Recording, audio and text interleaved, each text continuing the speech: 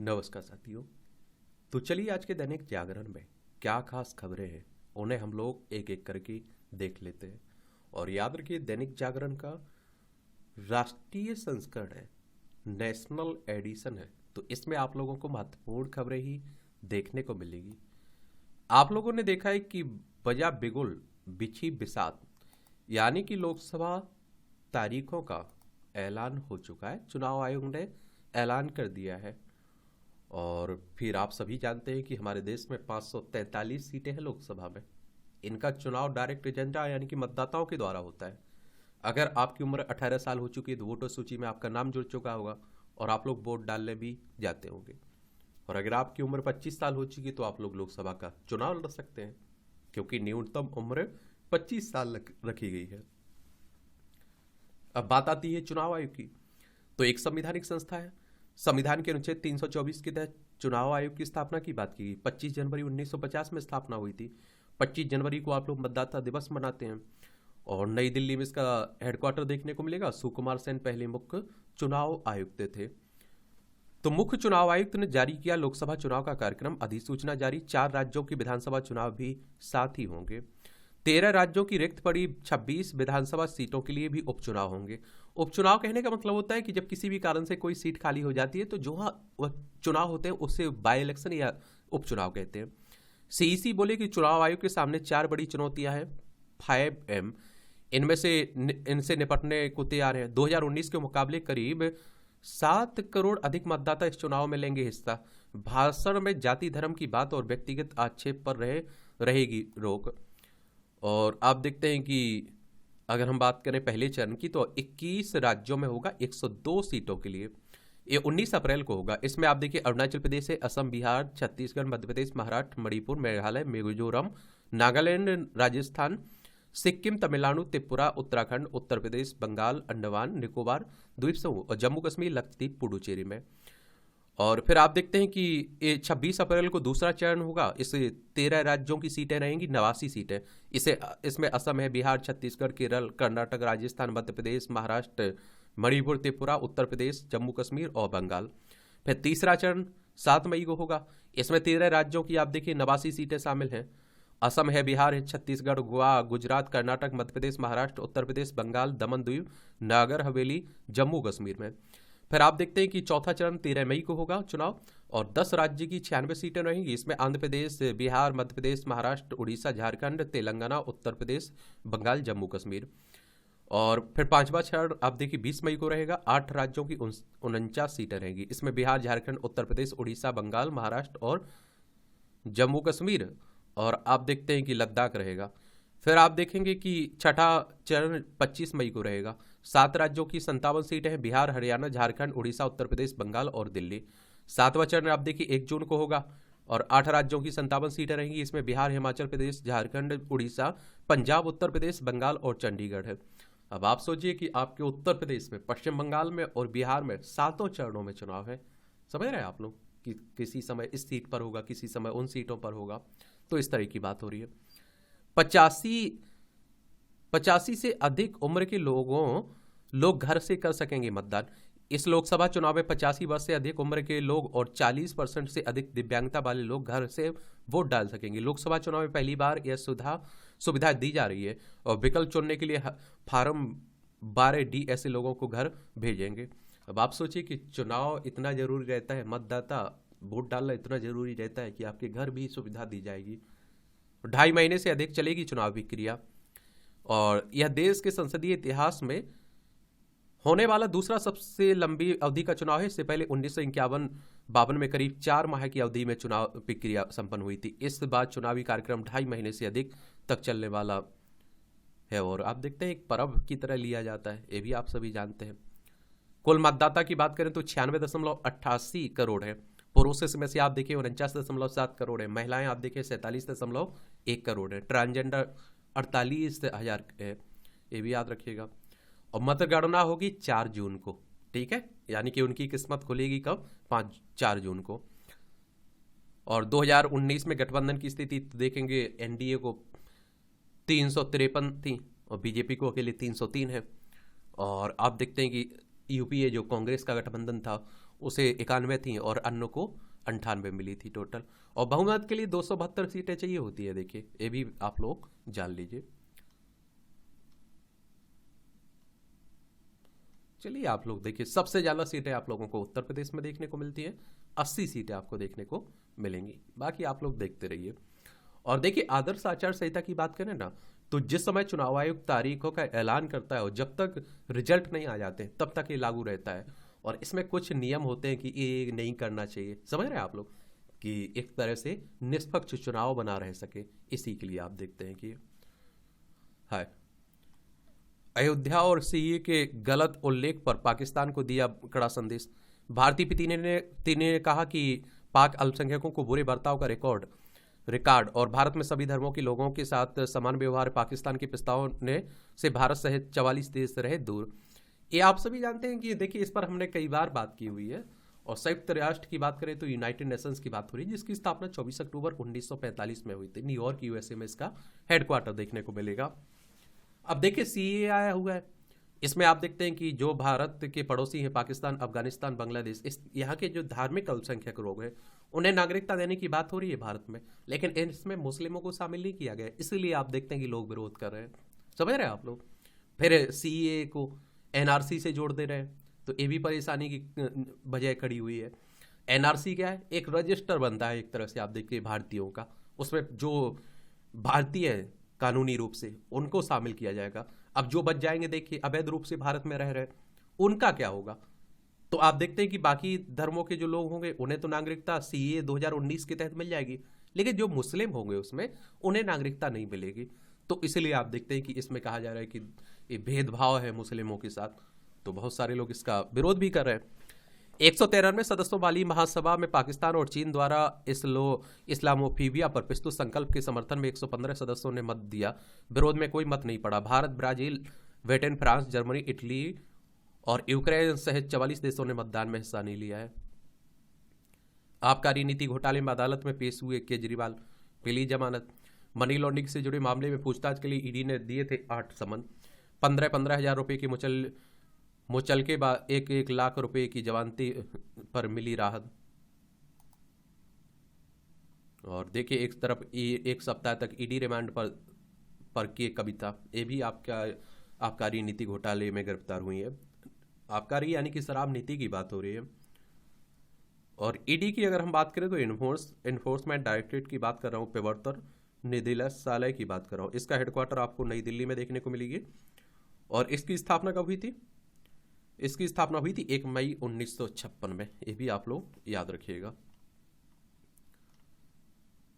ये समुद्री डाकुओं के लिए काल बन गई है भारतीय नौसेना। अवैध जहाज पर सवार समुद्री डाकू आत्मसमर्पण के लिए हुए विवश। नौसेना ने जहाज पर सवार चालक दल के 17 सदस्यों को भी किया, आप देखते हैं कि सुरक्षित निकाला। ये आजकल आप देख रहे हैं कि समुद्री लुटेरे भी आ रहे हैं ना, तो उन्हीं को बचाने की हमारी जो कोशिश है उसी की बातें हो रही है। जेकेपीएल और जेकेपीएफएल की सभी गुटों पर प्रतिबंध। जम्मू कश्मीर में आतंकी व अलगाववादी तंत्र पर चोट करते हुए केंद्र ने जम्मू कश्मीर पीपुल्स लीग और Jammu Kashmir people's freedom league के सभी गुटों को प्रतिबंधित कर दिया है। एक आतंकी संगठन अल जिहाद कश्मीर को जेकेपीएल का हिस्सा बताया जा रहा है।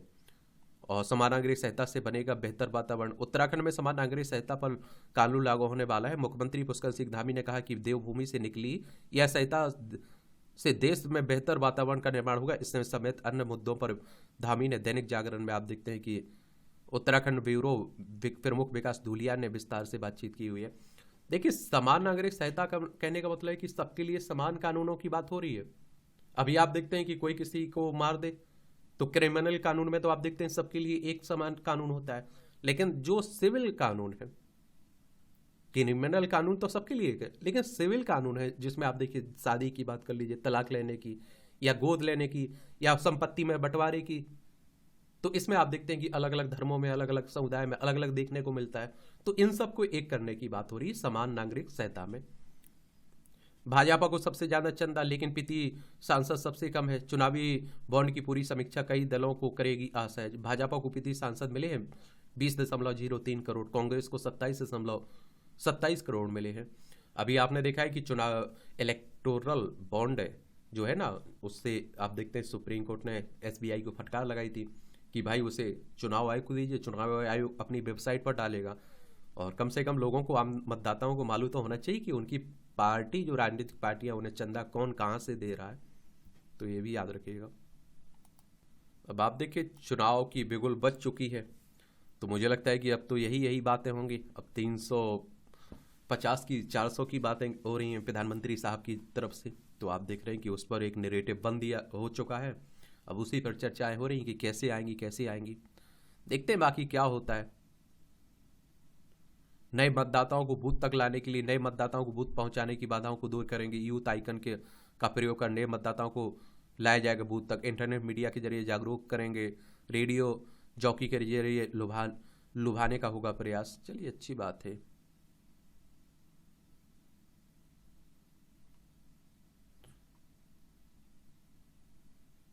अब चुनाव में आप देखिए धनबल रोकने के लिए भारी मात्रा में केंद्रीय बलों को की तैनाती। 24x7 काम करने वाले एकीकृत नियंत्रण कक्ष सभी जिलों में। संवेदनशील 50% पोलिंग स्टेशन पर वेबकास्टिंग। सभी गैर जमानती वारंट तामील होंगे और सभी शस्त्र और उनके लाइसेंस जमा कराए जाएंगे। हिस्ट्री शीटर की निगरानी। देश भर में चेक पोस्ट का नेटवर्क आप देखते हैं, और सीमाई इलाकों में ड्रोन से निगरानी होगी। लोकतंत्र के पर्व में पर्यावरण संरक्षण की भी बात हो रही है। सिंगल यूज प्लास्टिक का उपयोग नहीं, हर तरह के कचरे का वर्गीकरण, हर तरह के कचरे के उचित निस्तारण, अपशिष्ट प्रबंधन और रिसाइकल सुविधाओं के लिए स्थानीय संगठन से भागीदारी। कार्बन उत्सर्जन की पर लगाम की बात हो रही, कागज का कम उपयोग की बात हो रही है। समझ रहे हैं आप।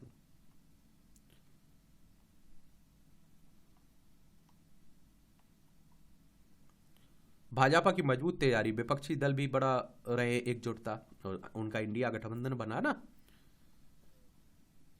और भाजपा के पास पीएम मोदी के रूप में एक ऐसा नेता चेहरा है जो पूरे विपक्ष पर भारी पड़ता है। 2014 के बाद से भाजपा ने मजबूत संगठनात्मक ढांचा बनाया। इसी की निगरानी राष्ट्रीय नेतृत्व द्वारा की जाती है। विपक्ष नेता भी भाजपा के दबदबे को स्वीकार करते रहते हैं, और वहां भी जहां पर भाजपा सत्ता में नहीं है। भाजपा की एक और ताकत चुनावी जंग की पिच तैयार करने में उनका निर्विवाद प्रभुत्व है, और खासकर लोकसभा चुनाव में। एक बात और आपको बता दूं, देखिए कि अगर मुद्दों के आधार पर चुनाव लड़ेंगे विपक्ष, तो बीजेपी को टक्कर दे पाएगी। वरना चेहरे के आधार पर आप सभी जानते हैं दुनिया में अभी प्रधानमंत्री मोदी के सामने कोई इतना पॉपुलर नेता नहीं है। भारत में तो खासकर नहीं देखने को मिलेगा। अगर राहुल गांधी को पीएम उम्मीदवार बनाएंगे और डायरेक्ट चुनाव होगा, मार खा जाएंगे। इसलिए आप देखते हैं कि मुझे लगता है ये लोग भी जानते हैं, इसलिए किसी का नाम नहीं लिया उन्होंने कि ये प्रधानमंत्री का चेहरा है। बीजेपी की तरफ से कहा जा रहा है कि प्रधानमंत्री मोदी ही होंगे, और मोदी अपने आप को बोल चुके हैं कि तीसरे कार्यकाल के लिए हम तैयार हैं। अब क्या कमजोरियां हैं बीजेपी की? कई दिग्गज नेताओं की जगह नए चेहरों पर भरोसा किया। आपने संसदीय क्षेत्रों में पुराने चेहरों की मजबूत पकड़ के मुकाबले नए चेहरों को स्थान बनाने में चुनौतियों का सामना करना पड़ सकता है। हिंदुत्व, राष्ट्रवाद और लाभार्थी एजेंडा देश के अधिकांश हिस्सों में लोकप्रिय रहा है। दक्षिण और पूर्वी भारत में इसकी परीक्षा होगी। ये चुनौतियां भी है। और आप देखते हैं कि राजनीतिक दलों को फंडिंग करने से जुड़ी चुनावी बॉन्ड योजना को रद्द करने के सुप्रीम कोर्ट के फैसले और दानदाताओं के बारे में रिपोर्ट सार्वजनिक होने से विपक्ष को एक मुद्दा भी मिल गया है। अब कांग्रेस की बात करें, आप देखेंगे तो आप सभी जानते हैं कि न्याय की गारंटी के भरोसे वापसी की आस है। कांग्रेस की देश की सबसे पुरानी पार्टी है। जाति आधारित जनगणना को मुद्दा बना उठ के उसने ओबीसी वर्ग को और रिझाया है। कांग्रेस ने गरीबों, पीड़ितों, दलितों, किसानों, युवाओं और महिलाओं को न्याय आश्वासन दिया है। इनके लिए 5 गारंटी दी। इसका फायदा मिलेगा। महंगाई, मूल्य वृद्धि, बेरोजगारी, सांप्रदायिकता को पार्टी मुद्दा बना सकती है। कमजोरियां क्या है? तो इनकी दमदार नेतृत्व का अभाव है। गांधी परिवार ही सब कुछ है। लगातार हार के बावजूद आत्ममंथन नहीं, और इससे कई दमदार नेता पार्टी छोड़ के चले गए हैं। अयोध्या जी में प्रभु श्री राम मंदिर प्राण प्रतिष्ठा समारोह में आमंत्रण मिलने के बावजूद ना जाने और अनुच्छेद 370 हटाने के विरोध से गलत संदेश। चुनौतियां क्या है? प्रधानमंत्री मोदी के बढ़ते कष्ट से कांग्रेस को भारी नुकसान हो सकता है। क्षेत्रीय दलों की पकड़ राज्यों में भाजपा विरोधी वोटों को एकत्रित करने का उसका गणित बिगाड़ रही है। सहयोगी ही उसे आंख दिखा रहे हैं। कांग्रेस के लिए एक बड़ा खतरा नेताओं का लगातार पलायन, आंतरिक कलह और गांधी परिवार के हाथ का मान होना है। कांग्रेस अध्यक्ष मल्लिकार्जुन खड़गे को प्रॉक्सी के रूप में देखा जाता है। चलिए वही भी चल रहा है, ये चलती रहेंगी बातें। ये 67.11% नागरिकों ने वर्ष 2019 में 7 चरणों के आम चुनाव में मतदान किया था। यह भारत के संसदीय चुनाव में अब तक का सबसे अधिक मतदान है। तब 90.99 करोड़ मतदाता थे। सबके मन में मुस्लिम, देश की 92 लोकसभा सीटों पर इनका सीधा प्रभाव है। 14% मुस्लिमों की भागीदारी है देश की आबादी में वर्ष 2011 की जनगणना के अनुसार। और आप देखेंगे 49 मुस्लिम सांसद चुने गए थे 1980 में, जो अब तक सबसे ज़्यादा संख्या। इसके बाद से अब तक ये आंकड़ा गिरता गया, जबकि मुस्लिम आबादी बढ़ती गई। चलिए तो आज देखते हैं, मुस्लिमों की भी बातें होती रहती हैं।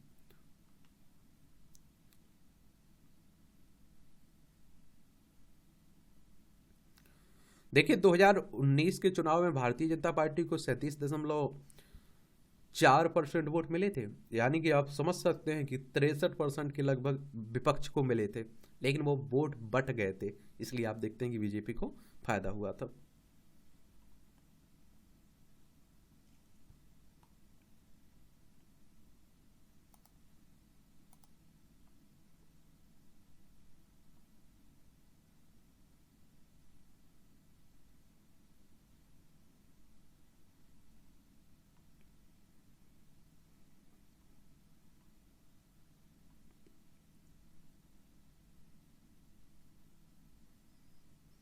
गायिका अनुराधा पौडवाल भाजपा में शामिल हो चुकी है।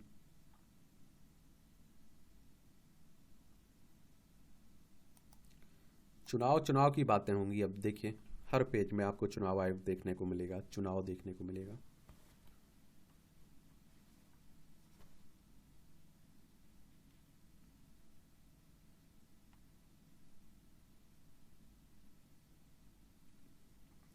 अब आप देखिए मतदान की तारीखों की घोषणा के साथ लागू हुई आदर्श आचार संहिता। लोकसभा और 4 राज्य विधानसभाओं के चुनाव की तारीखों की घोषणा के साथ शनिवार से आदर्श आचार संहिता लागू हो गई है। चुनाव आयोग चुनाव में लड़ने वाले दलों उम्मीदवारों की भी समान अवसर सुनिश्चित करने के लिए आदर्श आचार संहिता के तहत नियम जारी करता है। चुनाव आयोग ने राजनीतिक दलों की बैठकों, जुलूसों, मतदान के दिन राजनीतिक दलों, उनके उम्मीदवारों के आचरण, मतदान केंद्र पर्यवेक्षक, चुनाव घोषणा के संबंध में एक दिशा निर्देश जारी किए हैं। और दिशा निर्देश के अनुसार सभी दलों उम्मीदवारों को भ्रष्ट आचरण से दूर रहने को कहा गया है। भ्रष्ट आचरण में मतदाताओं को रिश्वत देना, मतदाताओं को डराना, मतदाता केंद्रों के 100 मीटर के भीतर प्रचार करना, मतदान समाप्ति के लिए निर्धारित समय के साथ समाप्त होने वाली 48 घंटों की अवधि के दौरान सार्वजनिक बैठकें करना शामिल है। और आप देखिए आचार संहिता की महत्वपूर्ण दिशा निर्देश देखें तो राजनीतिक दल और उम्मीदवार सुनिश्चित करेंगे कि किसी भी व्यक्ति की भूमि, भवन, परिसर की दीवार आदि का उपयोग उनकी अनुमति के बिना झंडा लगाने, बैनर लटकाने, नोट चिपकाने में न हो।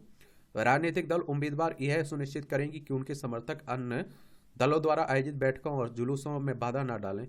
केंद्रीय और राज्य के मंत्री अपने आधिकारिक दौरे पर चुनाव प्रचार नहीं करेंगे। चुनाव प्रचार कार्य के दौरान आप देखेंगे कि आधिकारिक मशीनरी या फिर कर्मियों का उपयोग भी नहीं किया जाएगा। आधिकारिक विमान, वाहन, मशीनरी और कर्मियों सहित सरकारी परिवहन का उपयोग सत्तारूढ़ पार्टी के हित के लिए नहीं किया जाएगा। मंत्री विवेकाधीन निधि से अनुदान या भुगतान स्वीकृत नहीं करेंगे। किसी भी रूप में किसी भी वित्तीय अनुदान का उसके वादे की घोषणा नहीं करेंगे। किसी भी प्रकार के परियोजनाओं या योजनाओं का शिलान्यास नहीं होगा।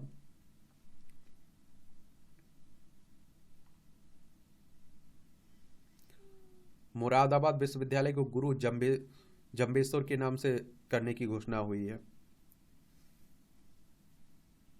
दिल्ली सरकार की नई सौर ऊर्जा नीति लागू हुए। सोलर पैनल लगाने वाले उपभोक्ताओं को देश में पहली बार मिलेगी उत्पादन आधारित प्रोत्साहन राशि।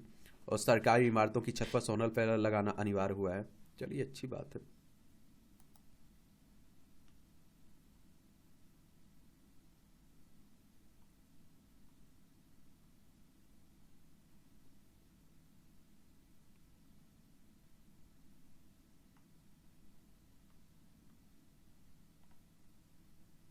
अब आप देखिए आज रविवार विशेष है, तो सुरक्षित रखना है कल तो आज बचाएं जल। बेंगलोर की समस्या देख रहे हैं ना, पीने के लाले पड़ गए पानी के लिए, लोग नहा नहीं रहे हैं, घर में खाना नहीं बना पा रहे हैं। तो बेंगलोर में भीषण जल संकट की खबरें बीते सप्ताह हमने सबने पढ़ी हैं। तो बोरवेल सूखने की जानकारी सामने आई। कार धोने या फिर बागवानी आदि में भूजल के प्रयोग पर जुर्माना लगाने का प्रावधान किया गया। यह आने वाले कल की गंभीर चेतावनी है। बेंगलोर महज वानगी है, देश में कई शहरों में जल संकट की आशंका है। केंद्र सरकार अटल भूजल योजना से लेकर कई अन्य योजनाएं जल संरक्षण उपलब्धता के लिए चला रही हैं, लेकिन हम नागरिकों को भी कुछ प्रयास करने की आवश्यकता है। दक्षिण अफ्रीका का केपटाउन शहर भी भीषण जल संकट का सामना कर चुका है। वहाँ तो पानी पर पहरा तक लगाना पड़िए तो उन्हीं की बात हो रही है। चलिए, हिमालयी राज्यों में सोशल इंजीनियरिंग के जल अभ्यारण्य की बात हो रही है। 5 वर्षों में खोदे गए 232 नए कुएं, बड़ा जल स्तर। तो देखिए, जहाँ इस तरह की व्यवस्था हो सकती तो करना चाहिए। जैसे जंगल में मैं कहता हूँ कि डैम बनाइए, छोटे छोटे तालाब तलैया बनाइए, उससे भी आप देखते हैं काफ़ी बूंद बूंद मूल्यवान है। ग्रामीणों का जल संरक्षण अभियान भी काफ़ी है। अब आप देखते हैं कि धरती में पानी जाएगा तभी तो पानी रहेगा, तो पानी को रोक के रखना पड़ेगा। तो उसी की बातें हो रही हैं सब। नवनीत कुमार सहगल प्रसार भारती के अध्यक्ष नियुक्त किए गए हैं।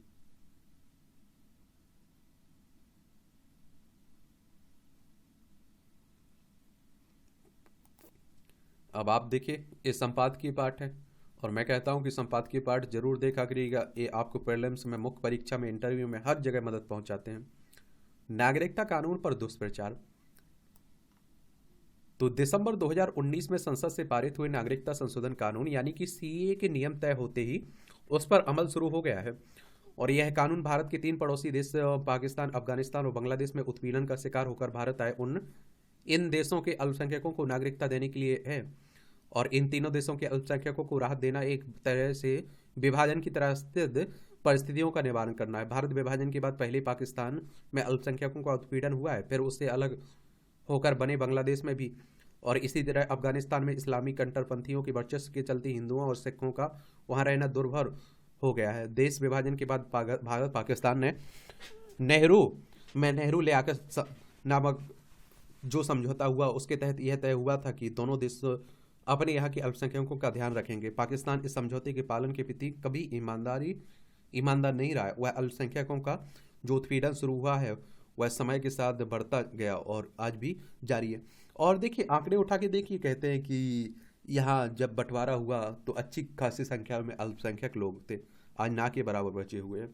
कहते या तो उनका धर्म परिवर्तन करवा दिया गया, या उन्हें मार दिया गया, उन्हें या देश छोड़ने पर मजबूर होना पड़ा। और देश के विभाजन के बाद पाकिस्तान में करीब 24% हिंदू, सिख, बौद्ध, जैन, ईसाई, पारसी आदि थे। कितने? 24%। बांग्लादेश बनने के बाद उनकी और विशेष रूप से हिंदुओं की एक बड़ी आबादी वहाँ की नागरिक बन गई। जब आज पाकिस्तान में अल्पसंख्यक 2% करीब और बांग्लादेश में 8% से भी कम बचे हैं। शेष 14% या तो पलायन के लिए बाध्य हुई या फिर जबरन मतांतरण को मजबूर हुए। जो बचे हैं वे भी खतरे में हैं। और इस तरह की खबरें आती रहती हैं, आप लोग सुनते रहते होंगे कि इतने लोगों का धर्म परिवर्तन करवाया गया, ऐसा करवाया गया, वैसा करवाया गया। और आप देखिए, बेशरणार्थी के रूप में खराब हालत में रह रहे हैं। इनमें से जो 2014 तक भारत आ चुके हैं उन्हें ही सीए के तहत नागरिकता मिलेगी 31 दिसंबर 2014 तक। लेकिन उसमें इन तीनों देशों में सताए गए अल्पसंख्यकों की सुध नहीं ली गई है। आखिरकार आप देखिए, 2019 में ऐसा किया गया। ऐसा करके भारत ने अपने नैतिक दायित्व को पूरा किया और इतिहास की भूल को सुधारा।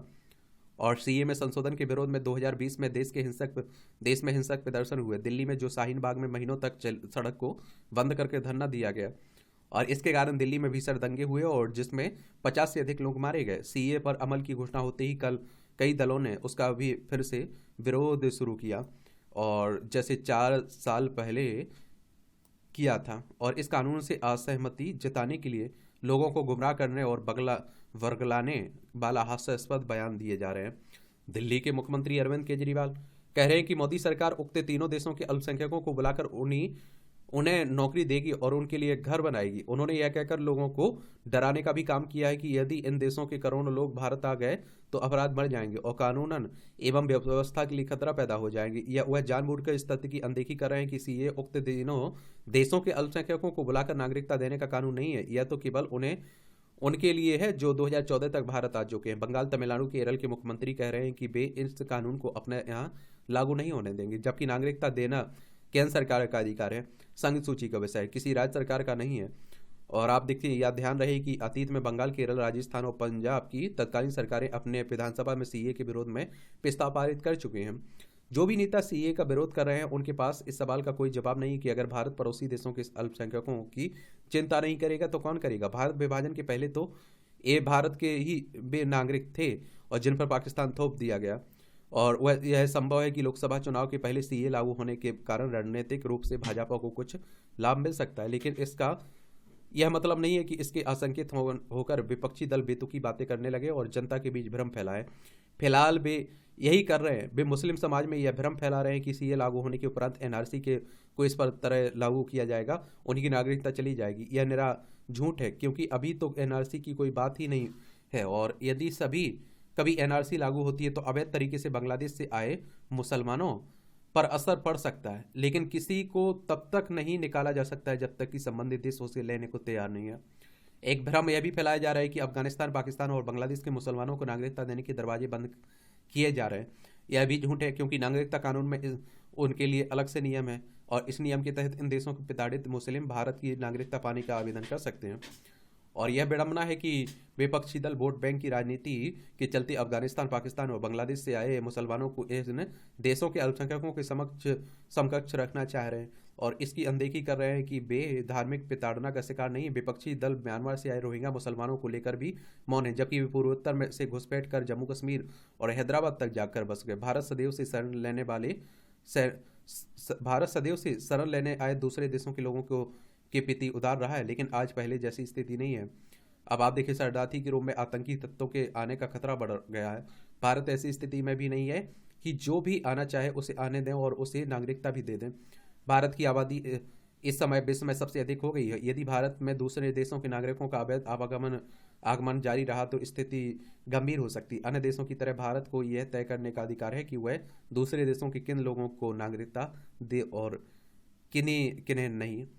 और आप देखते हैं कि यह संजय गुप्त के द्वारा आर्टिकल लिखा गया है। आप क्या सोचते हैं, अपनी राय दीजिएगा। हर जवाबदेही से मुक्त अंतरात्मा जगने का सबसे बड़ा लाभ यह है कि पुरानी सारी शपथ अपने आप निरस्त हो जाती है। पिछले दिनों आपने देखा है कि बहुत सारे नेताओं की अंतरात्माएं जागी, तो उन्हीं की बात हो रही है। तंज कसा जा रहा है। चुनावी बॉन्ड के जरिए सबसे ज्यादा चंदा देने वाली कंपनियां, तो इसमें आप देखिए मदन लिमिटेड ने, आप देखिए चुनाव आयोग के आंकड़े हैं, करोड़ रुपए में है। तो मदन लाल लिमिटेड ने 185 करोड़ और के वेंटर फूड पार्क इंफ्रा लिमिटेड ने 195, वेस्टर्न यूपी पावर ट्रांसमिशन ने 220 और एक्सेल माइनिंग एंड इंडस्ट्री ने 224 और भारतीय समूह ने 247 करोड़, 377 करोड़ हल्दिया एनर्जी लिमिटेड ने और 400 वेदांता लिमिटेड ने, 410 big quick supply chain private limited ने और 996 crore mega engineering and infrastructure ने और 1368 करोड़ दिए हैं future game and hotel services में। और आप सभी जानते हैं कि देखिए, इस तरह का चुनावी जो चंदा दिया जा रहा है वो फ्री में नहीं देता है। और सत्ता पक्ष को क्यों दिया जाता है? क्योंकि सत्ता पक्ष से ही तो काम ले पाएंगे। और कहते हैं ना, आज के समय में इतना भी लोग धर्मात नहीं है, इतना महान नहीं है कि वो फ्री में चंदा दे देगा। कोई 1 रुपया किसी को नहीं देता है बिना मतलब के। तो ये आरोप लगाते हैं कि सरकारों को बड़े बड़े घराने, बड़ी बड़ी कंपनियां पहले चंदा देती हैं, फिर सरकार उन्हें मदद पहुंचाती है। अब जो देखिए, ये है 1368 करोड़ दिया हुआ है जिसने future gaming and hotel services ने। कहा जा रहा है कि इसमें सीबीआई ईडी के छापे डले हुए थे, तो हो सकता है कि उससे बचने के लिए इसने दिया हो और जांच चल रही है इस कंपनी पर। ऐसी बातें हैं, सही बात है। ऊर्जा संवेदना एक पवित्र भावना है जो आर्त व्यक्ति के दुख को अनुभव कर अंतर्मन में उत्पन्न होती है तथा सहानुभूति को जन्म देती है। पर दुख कातरता इसी का परिणाम है। सच्ची संवेदना के लिए हृदय में दया, करुणा और ममता आदि भाव का होना आवश्यक है। इनके बिना संवेदना का जन्म नहीं होता, इसलिए करुणा को संवेदना की गंगोत्री कहा जाता है। स्वार्थ और लोभ आदि मानवीय विकार इसके पथ बाधक हैं जो संवेदना को उपजने नहीं देते हैं। वस्तुतः संवेदना इंद्र जन्य है और अंतर मन को प्रभावित करने वाले विषयों से ज्ञानेंद्रियों का सन्निकर्ष होने पर इनका जन्म स्वतः होता है और इसके लिए मनोवैज्ञानिक अधिगम की तीव्रता होनी चाहिए। और संवेदना की तीव्रता इसी से सुनिश्चित होती है कि बौद्धिक संचेतना इसके क्षेत्र को विस्तार देती है। मानवता को उपकृत करने वाले सात्विक भाव का उदय इसी से होता है। इसलिए संवेदना मानव की सुरक्षा है और इसके सभी अंग संवेदना द्वारा ही फलित और पुष्पित होते हैं। परहित का भाव तो संवेदना का सहज परिणाम है। जो सबसे बड़ा धर्म भी है और मानवता का आधार भी है। संवेदना अंतःकरण की मौन प्रक्रिया है जो बिना कुछ कहे आचरण को प्रभावित करती है। राजनीति, धर्म, अर्थ, विज्ञान, पर्यावरण आदि कोई ऐसा क्षेत्र नहीं है और जिस पर आप देखिए इसका सकारात्मक प्रभाव ना पड़ता हो। सामाजिक, आप देखिए, एवं आ- आर्थिक समानता के लिए इससे बड़ा कोई समाधान नहीं है। और यह सभी वर्गों में प्रेम का आंतरिक संबंध स्थापित कर सामाजिक एकता में वृद्धि करता है। और संवेदना पर आधारित रामराज इसका उदाहरण है। राष्ट्रपिता महात्मा गांधी ने हृदय में संवेदना का भाव इतना प्रबल था कि नदी में स्नान करती एक निर्धन एक बस्ता नारी ने उन्हें लंगोटी धारण करने पर विवश कर दिया। इसलिए उनकी इच्छा थी कि जन जन में संवेदना का भाव प्रबल हो। ये सबसे बड़े चुनाव, तो आम चुनाव की घोषणा के साथ दुनिया के सबसे बड़े चुनाव की प्रक्रिया शुरू हो गई है। पहले चरण का मतदान 29 अप्रैल को और आखिरी चरण का 1 जून को होगा। परिणाम 4 जून को आएंगे। यह एक लंबी चुनाव प्रक्रिया है। यह ठीक है, जिस चुनाव में लगभग 97 करोड़ मतदाताओं को भागीदारी करनी है उनमें से कुछ तो समय लगेगा ही, लेकिन अच्छा है कि हम कम चरणों में चुनाव संपन्न कराने की प्रयत्न किए जाते हैं। वैसे तो 2019 में भी 7 चरणों में मतदान हुआ था और उसके पहले 2014 में 9 चरणों में हुआ था। 2009 में 5 चरणों में ही चुनाव करा दिए गए थे। लंबी चुनावी प्रक्रिया खर्चीली ही नहीं, उबाऊ भी होती है। आचार संहिता के चलते बहुत से सरकारी काम ठप भी हो जाते हैं। इसीलिए तो कहा जा रहा है कि वन नेशन वन इलेक्शन की बात हो रही है, एक देश एक चुनाव की। और आप देखते हैं कि चुनाव लोकतंत्र का अनिवार्य अंग है। उन्हें निष्पक्ष तरीके से संपन्न कराने के लिए हर संभव कदम उठाए जाने चाहिए, लेकिन यह भी ठीक नहीं है कि उनके चलते 2 माह से अधिक समय तक तमाम सरकारी कामकाज रुके पड़े रहे। जहां निर्वाचन आयोग को भविष्य में कम से कम समय में चुनाव कराने के जतन करने चाहिए, वहीं राजनीतिक दलों को लोकसभा के साथ विधानसभा चुनाव कराने के प्रस्ताव पर उदारता से विचार करना चाहिए। इस बार लोकसभा के साथ 4 राज्यों उड़ीसा, आंध्र प्रदेश, अरुणाचल प्रदेश, सिक्किम के विधानसभा चुनाव होने जा रहे हैं। और एक साथ चुनाव की पहल का विरोध करने वालों को बताना चाहिए कि यदि लोकसभा के साथ 4 राज्यों के विधानसभा चुनाव हो सकते हैं तो अन्य राज्यों के क्यों नहीं हो सकते। निसंदेह समय के साथ चुनाव में बाहुबल की भूमिका कम हुई है, लेकिन वह पूरी तरह समाप्त नहीं हुई है। बंगाल में अभी भी बाहुबल की खतरनाक भूमिका देखने को मिलती है। चुनाव में धनबल की भी भूमिका बढ़ी है। गुप्त रूप से पैसे और सामग्री बांटकर लोगों की वोट खरीदने की प्रवृत्ति लोकतंत्र के लिए एक बड़ा खतरा है। हैरानी नहीं है कि निर्वाचन आयोग इसे भी एक चुनौती के रूप में देख रहा है। इसके अलावा उसके समक्ष एक नई चुनौती फर्जी सूचनाओं की है। यह चुनाव डिजिटल दुनिया में भी लड़ा जाएगा और यह किसी से छिपा नहीं कि इस दुनिया में फर्जी खबरों का कितना बोलबाला है। निर्वाचन आयोग की आदर्श आचार संहिता के उल्लंघन को भी अपने लिए एक चुनौती के रूप में देखा है। यह चुनौती तो इसलिए है क्योंकि अनेक नेता मर्यादा में रहकर चुनाव लड़ने के लिए तैयार नहीं होते। वास्तव में उन पर तब तक लगाम नहीं लग सकती जब तक कि निर्वाचन आयोग को उनके खिलाफ ठोस कार्रवाई करने के लिए पर्याप्त अधिकार नहीं मिलते। चूंकि चुनाव लोकतंत्र का उत्सव है, इसलिए जनता को राष्ट्रहित को सर्वोच्च प्राथमिकता देते हुए अधिकाधिक मतदान प्रतिशत सुनिश्चित करना चाहिए। हमारे लोकतंत्र इससे ही सबल होगा, मजबूत होगा। नकल पर लगे, आप देखते हैं कि नकल आजकल आप देख रहे हैं कि पेपर लीक के मामले देश भर में हर राज्य में हो रहे हैं। प्रश्न पत्र लीक और परीक्षा में नकल समाज में एक अपराध की तरह आम हो गया और सालों से परीक्षा की तैयारी में लगे छात्रों के सपने को तोड़ने के लिए माफिया चंद पैसों की खातिर सक्रिय है। झारखंड, बिहार समेत दूसरी राज्य सरकारों में भी नकल और प्रश्न पत्र की लीक को रोकने के लिए कठोर कानून बना रखे हैं, लेकिन आए दिन इससे जुड़ी खबरें आती रहती हैं। अभी हजारीबाग में से ऐसा ही मामला सामने आया है। बिहार लोक सेवा आयोग की परीक्षा में शामिल होने जा रहे छात्रों को ऐसे ही एक गिरोह ने फंसाया था। बिहार पुलिस को सूचना मिली तो पूरा मामला उजागर हुआ। खास बात यह है कि बिहार से लाकर इन छात्रों को हजारीबाग में रखा गया था। और झारखंड में हाल ही में JSSC की परीक्षा का प्रश्न पत्र लीक होने का मामला शांत नहीं हुआ था। पिछले 7 सालों में से इस परीक्षा की तैयारी कर रहे छात्र और उनके स्वजन परेशान है। माफिया तत्व इतने बेखौफ हैं और एक निजी गाड़ी पर बिहार सरकार के एक अधिकारी का बोर्ड लगाकर घूमते हैं और पुलिस को इसकी भनक तक नहीं लग पाती है। झारखंड में भी छात्रों को ऐसे तत्वों की करतूत से भुगतना पड़ रहा है। कमजोर आर्थिक पृष्ठभूमि वाले छात्र समझ नहीं पाते हैं और इस हालत से कैसे निकला जाए। नौकरी की तलाश में लंबे समय तक तैयारी करने वाले छात्रों को इस समस्या से निकालने के लिए अब केंद्रीय स्तर पर पहल की आवश्यकता है और इस तरह के अपराध को देश के विरुद्ध किया जाने वाला अपराध मानकर दंड विधान तय किया जाना चाहिए। युवाओं के सपने को माफिया तत्व के हवाले नहीं किया जा सकता है। गाय बनेगी इंसुलिन फैक्ट्री, तो दुनिया भर में डायबिटीज के लाखों रोगियों के लिए इंसुलिन तक पहुंच एक निरंतर संघर्ष है और इंसुलिन की उपलब्धता बढ़ाने के लिए दुनिया की वैज्ञानिक प्रयोगशाला के अलावा दूसरे स्रोतों से भी इंसुलिन प्राप्त करने की कोशिश कर रहे हैं। जानकर आश्चर्य होगा कि गायें भी इंसुलिन का उत्पादन कर सकती हैं। आनुवंशिक रूप से संशोधित गायें इंसुलिन फैक्ट्री बन सकती है। एक नए अध्ययन के अनुसार आनुवंशिक फेरबदल के बाद गाय ने मानव इंसुलिन युक्त दूध का उत्पादन किया है और इससे सभी डायबिटीज रोगियों के लिए कम लागत पर पर्याप्त इंसुलिन का उत्पादन किया जा सकता है। डायबिटीज रोगियों को इंसुलिन लेनी पड़ती है। विश्व स्वास्थ्य संगठन का अनुमान है कि दुनिया भर में 15 से 20 करोड़ लोगों को इंसुलिन की आवश्यकता होती है। और देखिए, WHO की बात करें, वर्ल्ड हेल्थ ऑर्गेनाइजेशन की, तो विश्व स्वास्थ्य संगठन की, इसकी स्थापना 7 अप्रैल 1948 में हुई थी।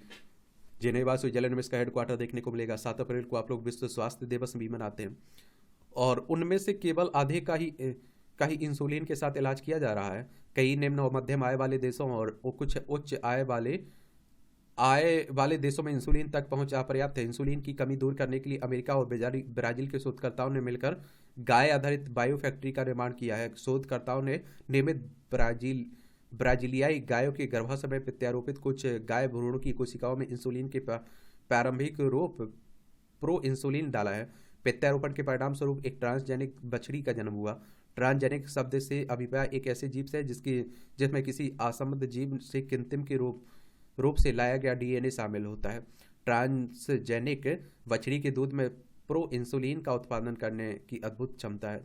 उस गाय की स्तन ग्रंथि में प्रोटीन उत्पादन की काबिलियत है। शोधकर्ता इस प्राकृतिक प्रणाली को कुछ ऐसा बनाने के लिए प्रेरित कर रहे हैं जिससे लाखों लोगों को लाभ हो सके। शोधकर्ता अब इस प्रक्रिया को परिष्कृत करने की कोशिश कर रहे हैं। उनका लक्ष्य ऐसे ट्रांसजेनिक बैल बनाने का जो इंसुलिन उत्पादक गुणों को आगे प्रसारित कर सके ताकि इंसुलिन उत्पादन की गांव का एक समर्पित झुंड तैयार किया जा सके। एक समान डेयरी फार्म पूरे देश को आपूर्ति करने के लिए अपर्याप्त इंसुलिन का उत्पादन कर सकता है। जटिल मशीनरी और बैक्टीरिया पर निर्भर पारंपरिक तरीके के विपरीत गाय आधारित इंसुलिन उत्पादन मौजूदा डेयरी बुनियादी ढांचे का लाभ उठा सकता है। हालांकि अभी भी कुछ बाधाएं हैं और जिन्हें दूर करना बाकी है। इसके लिए FDA का अनुमोदन और एक कुशल शुद्धिकरण प्रणाली का निर्माण आवश्यक है। फिर भी उच्च तकनीकी सुविधाओं की तुलना में गाय आधारित इंसुलिन गेम चेंजर हो सकती है। अच्छी बात है, ये भी पढ़ लिया करिएगा। इसकी PDF टेलीग्राम पर डाल देता हूँ। एजुकेशन सर्कल प्लेटफॉर्म है ना जो आपका, वहाँ मिल जाएगी आपको, वहाँ से जाकर डाउनलोड कर सकते हैं। विवादों में लेखक और प्रकाशक का संबंध। हिंदी पुस्तकों का प्रकाशन आमतौर पर लेखक और प्रकाशक के बीच व्यक्तिगत संबंधों के आधार पर अधिक निर्भर करता है। वस्तुतः इन दोनों के बीच के संबंधों के निर्धारण हेतु अभी तक कोई प्रारूप नहीं बनाया गया है। लिहाजा कई बार पुस्तकों की लोकप्रिय होने की दशा में लेखक प्रकाशक के बीच रॉयल्टी को लेकर विवाद भी सामने आता है। हाल के दिनों में ऐसे कई मामले सामने आए हैं, तो उसी की बात हो रही। चलिए, शिकायत जमीन पर अतिक्रमण की, खरी खरी तंज कसा जा रहा है। बिहार की उलझी हुई पहली एक किताब में आपको वैश्विक स्तर पर मोदी की दृष्टि पढ़ सकते हैं। सब जग फूंक के होली खेली हो। किताबें दिलचस्पी हो तो पढ़ सकते हैं आप लोग। भारतीय स्मार्टफोन की अमेरिका में बढ़ रही है धाक। चालू वित्त वर्ष 2023-24 में अब तक मूल्य के लिहाज से अमेरिका को स्मार्टफोन निर्यात 255% बढ़ा है। 353 करोड़ डॉलर के स्मार्टफोन अमेरिका को निर्यात किए गए चालू वित्त वर्ष में। 99.8 करोड़ डॉलर था अप्रैल दिसंबर 2022 में अमेरिका को निर्यात। चीन से अमेरिका को निर्यात अप्रैल दिसंबर 2023 में 8% है। वाणिज्य मंत्रालय ने कहा, दुनिया भर में पसंद किए जा रहे हैं हमारे उत्पाद। अमेरिकी स्मार्टफोन बाजार में भारत की 7.76% हिस्सेदारी है। कुल स्मार्टफोन उत्पादन का 30% निर्यात की बात हो रही। पिछले वित्त वर्ष में 1 लाख से ज़्यादा पेटेंट जारी हुए हैं और 30 स्टार्टअप से जुटाए 28.7 करोड़। ये भी देखेंगे। रियल एस्टेट क्षेत्र में 2034 तक 1.3 ट्रिलियन डॉलर का होगा। मोदी सरकार के 10 वर्षों में देश में लगाई ऊंची आर्थिक छलांग। ये भी कहा जाए, मोदी सरकार के 10 वर्षों में के कार्यकाल के यानी 2014 से 2024 के दौरान देश में ने ऊंची आर्थिक छलांग लगाई। इस दौरान भारतीय अर्थव्यवस्था 10वें स्थान से बढ़कर पूरी दुनिया में 5वें स्थान पर गई। तो उन्हीं की बातें हो रही है। ये अर्थव्यवस्था की रैंकिंग 10 थी 2014 में, 5 हो गई। स्टील उत्पादन रैंकिंग में 4 थी, अब 2 हो गई। मोबाइल फोन उत्पादन में 12वीं थी, अब 2 हो गई। यूनिकॉर्न में 2 थे पहले, अब 100+ हो गए। जलवायु परिवर्तन परफॉर्मेंस इंडेक्स में 3रे स्थान पर थे, अब 7 पे हो गए। ग्लोबल इनोवेशन इंडेक्स में 76वें स्थान पर थे, अब 40 पर हो गए 2024 में। चलिए सब। PM सूर्य घर योजना में 1 करोड़ पंजीकरण। प्रधानमंत्री ने एक्स पर दी योजना में अब तक हुए पंजीकृत की जानकारी लॉन्चिंग के 1 महीने के अंदर लक्ष्य से ज़्यादा परिवार की अभी तक। ये आप सभी जानते हैं कि और प्रधानमंत्री नरेंद्र मोदी ने इसी वर्ष 13 फरवरी को इस योजना को लॉन्च किया था ना, और 29 फरवरी को कैबिनेट ने मंजूरी दे दी थी। और आप देखते हैं कि एक ऐसी योजना है जो हर घर एक घर के 15,000 रुपये बचा सकता है। पीएम सूर्य घर वेबसाइट पर जाकर कोई भी भारतीय नागरिक इस योजना के तहत आवेदन कर सकता है। सौर पैनल लगाने की बातें हो रही हैं ना, उसी को।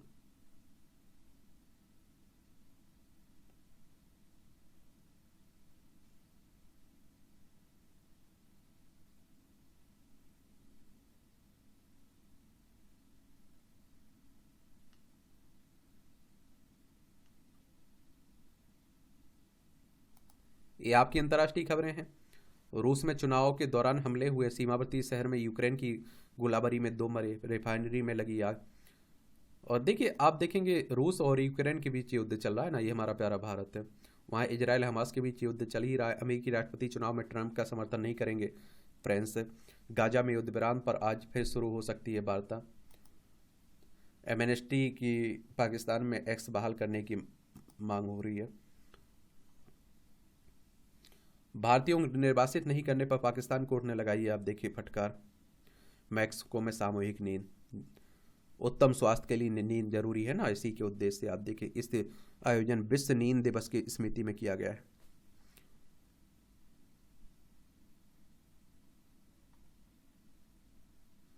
आर्थिक तंगी के बावजूद पाकिस्तानी सेना हमारे लिए खतरा है, सीडीएस साहब हमारे कह रहे हैं, अनिल चौहान साहब। अब आप देखिए, उसके घर में खाने के लिए भली ना हो, लेकिन हमें बर्बाद करने की ख्वाहिश देखता रहता है। कुछ इस तरह के होते हैं ना। अब आप देखिए उसके यहाँ कितनी क्या हाल है।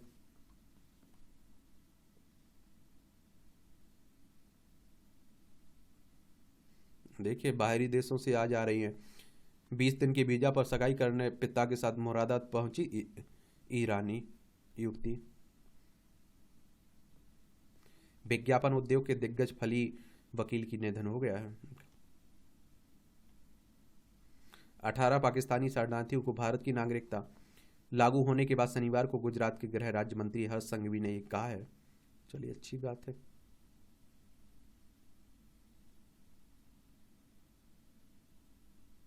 मेट्रो के 2 स्वर्णिम अध्याय का साक्षी रहा कोलकाता का एक चाय वाला। देश की पहली मेट्रो व अंडर वाटर मेट्रो को अपनी आंखों के सामने दौड़ते देखा इसने। वैश्विक स्तर पर देखें कि दरभंगा घराने की आभा।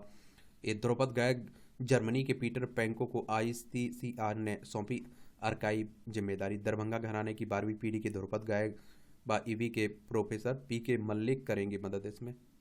हिंदी, संस्कृत, मैथिली और ब्रज भाषा की जानकार हैं पीके। अब आप देखिए खेल के क्षेत्र की खबरें हैं, ये भी देख लिया करिएगा, बाकी चल ही रहे हैं। WPL में आज मिलेगा नया चैंपियन, महिलाओं का होता है ना जो प्रीमियर लीग, उसी की बात हो रही है। भारतोलन अंचित रात में महिला हॉस्टल में जाति पकड़े गए।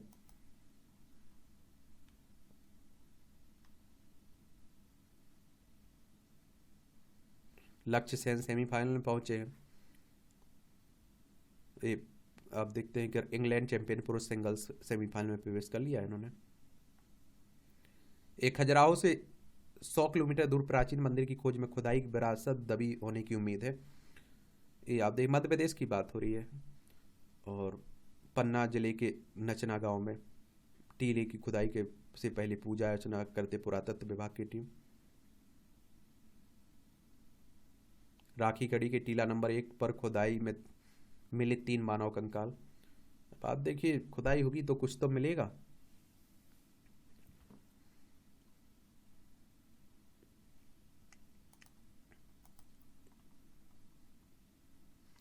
सरकारी सिस्टम कोसने वालों को रेलवे अफसर का दमदार जवाब।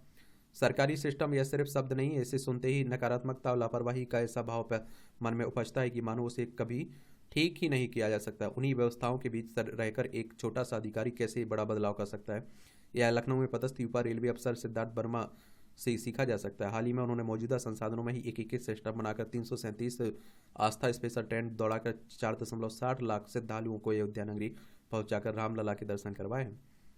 अच्छी बात है, मैं कहता हूँ। आम बच्चों की खास कहानी। परिवार की आर्थिक स्थिति खराब हो या अच्छे स्कूल की इमारत ऊंची हुई या किसी छोटे से इलाके की सरकारी स्कूल पढ़ने के लिए शांत माहौल वाला एक कमरा हो या फिर एक कमरे वाला घर, एक कोने में शोर शराबे के बीच चंद घंटों की पढ़ाई प्रतिभा कभी इन हालातों की मुमकिन नहीं होती है। 150 रुपये के मॉडल से तय हुआ नासा का टिकट। मैं आप लोगों से, नासा अमेरिकी अंतरिक्ष एजेंसी, हमारी इसरो अंतरिक्ष एजेंसी है, मैंने आप लोगों से हमेशा कहा है कि दुनिया के हर इंसान के पास कमियां हैं। मैं कहता हूं आपके पास जो भी है उसमें अवसर ढूंढिए और कोशिश करिए कि उसमें आप अच्छा क्या कर सकते हैं। अगर ऐसा आपने किया तो जरूर आप यकीन मानिए सफल हो जाएंगे। बहुत सारे लोग रोते रहते हैं, हमारे पास ये नहीं, हमारे पास ये नहीं, ऐसा होगा वैसा होगा। अरे क्या होगा भाई, तो रोते रहिए उसी के लिए, और या तो अपनी मेहनत जो आपके पास है उसका अवसर लेकर फायदा उठा लीजिए, सक्सेस हो जाइए। सरकारी स्कूल के छात्र ने दिव्यांग के लिए तैयार की इलेक्ट्रिक बैसाखी। फरीदाबाद के घरेलू सहायिका रिक्शा चालक के बेटे ने भरी उड़ान। सेक्टर 12H ब्लॉक में रहने वाले ओम भारू राव देवरस सरस्वती विद्या मंदिर में 11वीं के छात्र हैं। साधारण पृष्ठभूमि से आने वाले ओम को सफलता बताती है कि प्रतिभा परिस्थितियों पर निर्भर नहीं होती है। पढ़ा करिएगा, आप लोग समझ रहे हैं, ये कहानी मोटिवेशनल आप लोगों के लिए हो सकती है। यहाँ भी आपको जनरल नॉलेज की जानकारी मिल जाती है, परीक्षा के पॉइंट भी से पॉइंट मिल जाते हैं। आर्थिक, सामाजिक व सांस्कृतिक सहयोग के लिए ब्रसेल्स की संधि। 1948 में आज ही के दिन ब्रिटेन, नीदरलैंड, बेल्जियम, लग्जमबर्ग और फ्रांस ने वेसल की संधि पर हस्ताक्षर किए थे। 25 अगस्त को यह संधि प्रभावी हुई। इसका मकसद सदस्यों के बीच सैन्य, आर्थिक और सांस्कृतिक सहयोग बढ़ाना था। आगे चलकर इसी ने नाटो और पश्चिमी यूरोपीय संघ की नींव रखी। क्वांटम सिद्धांत पर आइंस्टीन का पहला पत्र हुआ प्रकाशित। 1905 में आज ही के दिन प्रसिद्ध विज्ञानी अल्बर्ट आइंस्टीन ने प्रकाश के क्वांटम सिद्धांत पर अपना पहला पत्र लाइट क्वांटम शीर्षक से प्रकाशित कराया था। और इसमें आप देखिए उन्होंने कहा था कि प्रकाश छोटे कणों से बनता है जिन्हें फोटोन कहा जाता है। इस सिद्धांत ने ही आधुनिक भौतिकी की आधारशिला रखी। अंतरिक्ष में उड़ान भरने वाले भारतीय मूल की कल्पना चावला। अंतरिक्ष यात्री कल्पना चावला का जन्म 1962 में आज ही करनाल में हुआ था। बचपन से ही वह फ्लाइट इंजीनियर बनना चाहती थी। एरोस्पेस इंजीनियरिंग में उच्च शिक्षा प्राप्त करने 1982 में अमेरिका चली गई। 1988 में नासा के साथ जुड़ गई और 19 नवंबर 1997 को अंतरिक्ष यान कोलंबिया से अंतरिक्ष में उड़ान भरने वाली भारतीय मूल की पहली महिला बनी। 1 फरवरी 2003 को कोलंबिया ATS 107 पृथ्वी पर वापस लौटने समय दुर्घटनाग्रस्त हो गया। इस दुर्घटना में उनकी डेथ हो गई थी। धार्मिक उपवास हृदय के लिए होते हैं लाभकारी। नवरात्र या रमजान के दौरान उपवास करने से रक्तचाप और शरीर के वजन में होती है उल्लेखनीय कमी। और आप देखते हैं हमारे देश में तो कहा जाता है, इसीलिए एक ये भी कारण बताया जाता है उपवास का कि इससे फायदा होता है। और ईसाइयों समुदाय के दौरान लेंट के दौरान वसा में कमी व फाइबर होने से होती है कोलेस्ट्रॉल कमी। ब्रिटेन के PM ऋषि सुनक हर सप्ताह के पहले 36 घंटे के उपवास को स्वास्थ्य के लिए मानते हैं महत्वपूर्ण। धार्मिक सेवा को बजट प्रबंधन से जोड़ा गया। उपासना के दौरान चीनी और नमक वाले खाद्य पदार्थों से बचें, ऐसा भी कहा जा रहा है। मैं कहता हूँ देखिए धार्मिक उसके कारण हैं तो आप देखिए यकीन मानिए उसके साइंटिफिक भी कारण कुछ ना कुछ रहते हैं। अब आपने देखा होगा कहते हैं कि पीपल के पेड़ को नहीं काटना चाहिए। कोई कहता है भगवान से जुड़ा मान लेता है, कोई भूतों से जुड़ा मान लेता है। भाई वो ऑक्सीजन 24 घंटे देता है, तो बचाने के लिए चाहे आप धार्मिक उपाय अपनाइए चाहे आप वैज्ञानिक तरीके अपनाइए। गर्मियों में ज्यादा आ रहे हैं शीतकालीन तूफान। भारत में जलवायु परिवर्तन का असर, भारी बाढ़ का खतरा। 70 साल पहले मौसम से की अभी तुलना। और जलवायु परिवर्तन का प्रभाव तो हर क्षेत्र में पड़ रहा है। फलास उत्सव पर कबूतरों की लड़ाई। स्पेन के वालेसिया शहर में सेंट जोसेफ की स्मृति में आयोजित पारंपरिक वार्षिक उत्सव फलास के मौके पर आर्टिस्ट एस्केप ने शांति के कबूतरों को चित्रित करते हुए निनोट विशाल आकृतियां बनाई और जिसमें दोनों कबूतरों को तिनके के लिए एक दूसरे से लड़ते हुए दर्शाया गया। इसके माध्यम से दुनिया को संदेश दिया गया कि आपस में जंग खत्म की जाए। इस मौके पर लोगों ने आतिशबाजी की भी। एंटीबायोटिक प्रतिरोध में उम्र व लिंग की महत्वपूर्ण भूमिका होता है। अनुसंधान कह रहा है पत्नी ने मगरमच्छ के जबड़े से पति को जिंदा निकाला। ये आप देखिए कहाँ की कैपटाउन की घटना है। कहते हैं ना कि पति की जान बचाने के लिए पत्नी यमराज से भी लड़ जाती हैं, तो अच्छी बात है, सलूट है ऐसी महिलाओं को। वरना आज के समय में तो आप देख रहे हैं विश्व का सबसे लंबा डोसा। बेंगलोर में वुमसदा ने MTR की शताब्दी पर 123 फीट लंबा डोसा बनाकर Guinness book of world record बनाया है। 70 शेफ ने विश्व का सबसे लंबा डोसा तैयार करने के लिए तैयार किया है। ये मूवियों से जुड़ी खबरें हैं, पढ़ना हो तो पढ़ सकते हैं, छोड़ना हो तो छोड़ सकते हैं। और इस तरह से आप देखेंगे कि आज के न्यूज़पेपर की कहानी खत्म होती है। आप लोग पढ़ते रहिए, एंजॉय करते रहिए। मेरी तरफ से शुभकामनाएं। ईमानदारी से आप लोग मेहनत करिए जिस भी क्षेत्र में आप लोग जुड़े हुए हैं। ठीक है, धन्यवाद।